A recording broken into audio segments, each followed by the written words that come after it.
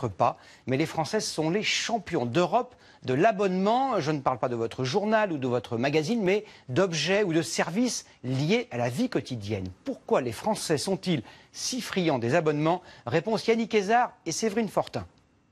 Il y a encore quelques années, Pierre-Maxime n'avait que très peu d'abonnements, son forfait téléphone et Internet, comme tout le monde. Mais depuis, il s'est abonné pour regarder des séries, écouter de la musique ou faire livrer des cadeaux à son épouse. Et même depuis peu, bonjour, monsieur. Il reçoit tous les mois des bouteilles de vin. Au total, cela fait 6 abonnements, soit environ 120 € à payer chaque mois. Ça fait quand même beaucoup, mais au final, ces abonnements répondent quand même à des besoins que j'ai actuellement. Alors, est-ce que je les ai pas créés moi-même? C'est peut-être possible, mais maintenant qu'ils existent, je me vois pas me désabonner. Consommer par abonnement, c'est désormais possible dans beaucoup de domaines. De l'habillement à la beauté, en passant par l'alimentation, l'abonnement devient une tendance de fond. Pour cet économiste, c'est en fait notre rapport aux produits qui est en train de changer.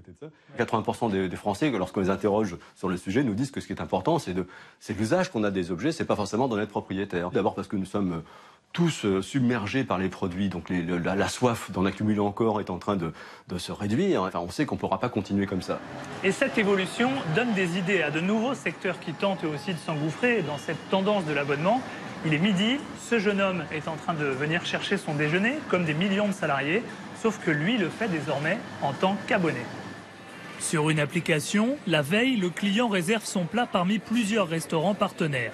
Chaque repas lui revient à 6 € contre en moyenne 10 € s'il n'était pas abonné. Un prix plus bas car le restaurateur aussi y trouve son intérêt. L'avantage que ça, c'est que comme on est prévenu le matin même sur le nombre de repas qui sont commandés, nous, on a juste à produire la bonne quantité en cuisine. Donc ça pénalise pas notre équipe et on peut le proposer moins cher.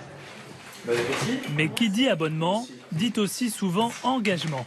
Avec ce service, le client doit payer d'avance au moins 12 déjeuners d'un coup. On pourrait croire qu'il y a une barrière psychologique dans l'abonnement. Nous, on constate que les gens sont prêts à s'abonner dès l'instant où ils vont de toutes les façons déjeuner tous les midis.